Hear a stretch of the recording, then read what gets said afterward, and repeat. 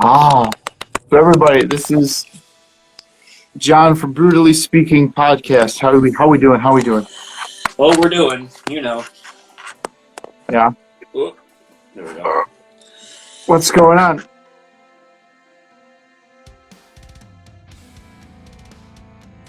Well, I think that's Basically. what's sort of been interesting, and I think we kind of even touched on it in sort of actually, I think both of our chats, but maybe not quite to the extent of what we're talking about now. Yeah. Is there's the idea that you have of how you may want something to be, especially if you're thinking more of a visual presentation, like this is what I want everything to look like, the aesthetic of what I want my band to look like, in addition to go with the sound and everything that we're putting forward. Yeah.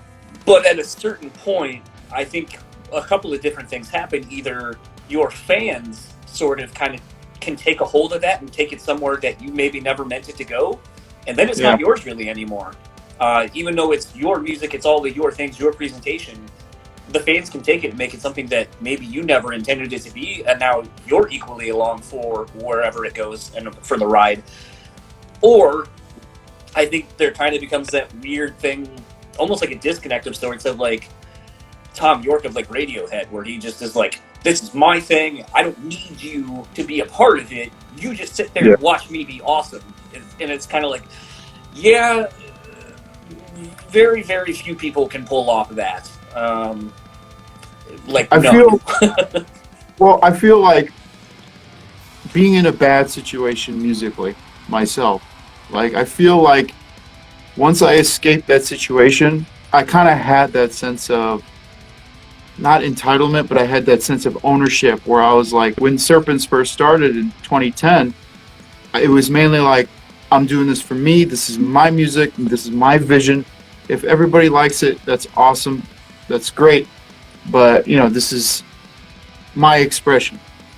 And then it turned into, like you said, once the fans or listeners start morphing it into something else, that's honestly when the whole initiates thing came to play, because I noticed like there was this weird, very niche cult following where people would be like, not publicly like doing this, which kind of sucks for reach and whatnot, but people were like messaging me advice on things that were occult. They were asking me advice on religious stuff. They were asking me advice on philosophical stuff. And that's when I kind of noticed, like, maybe I'm doing this wrong, and I've been doing this wrong for 8 years, and this was 2 years ago. And you can tell with the imagery in the last album cycle, even though it died last March, thank you to the lockdowns, it's the whole stage garb, the whole imagery, the music video, like everything kind of had that vibe of like cult leaderish. But you see me now and I'm just a normal fucking dude, but they kind of mutated that whole initiates thing and made it their own, which I love. I think it's almost at times when you do stuff like that, it almost kind of mirrors like professional wrestling. You can have your gimmick, whatever the gimmick is, and you can go out and your intention may be A, B, or C. The crowd could completely change who and what you are based on what they think you should be, and you can either adapt and feed into it, or you can try to go so hard against it that basically it's going up against a brick wall, and then your character basically dies because you're not willing to let it morph or change into what it could be and what people maybe want.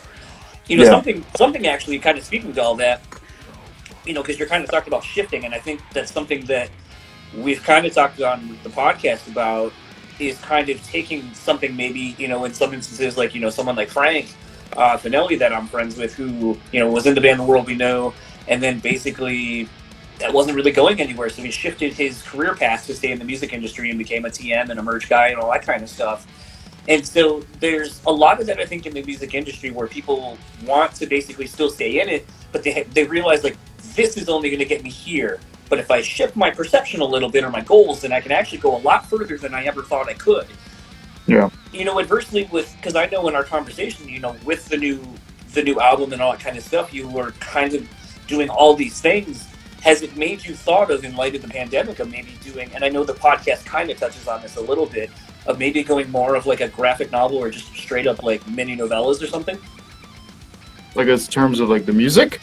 Not the music, maybe just the actual story or lyrics, Oh, that you've written, and kind of take it in somewhere a different medium that works for, that's not as not cost effective, cost prohibitive in the pandemic that we're in. well, the only thing that I've ever thought about in terms of expanding on the message is literature, which unfortunately at this juncture of the world is not really happening. And then visual art, but that also costs a lot of money. And Yeah. thankfully, I worked with a lot of great people in doing the Sunset and the Silhouette video, the Lust of the Lawless, and a lot of the Sunset and the Silhouette video was all in my head, Mhm. like storyline wise, because it meshed perfectly with the song itself. And I would love to do more art kind of stuff, but yeah, I don't know. This pandemic has really kicked my ass, and I've been hanging in there, hanging in there. I mean, you see, I've got the podcast. I'm doing vlogs. I started streaming. Hello,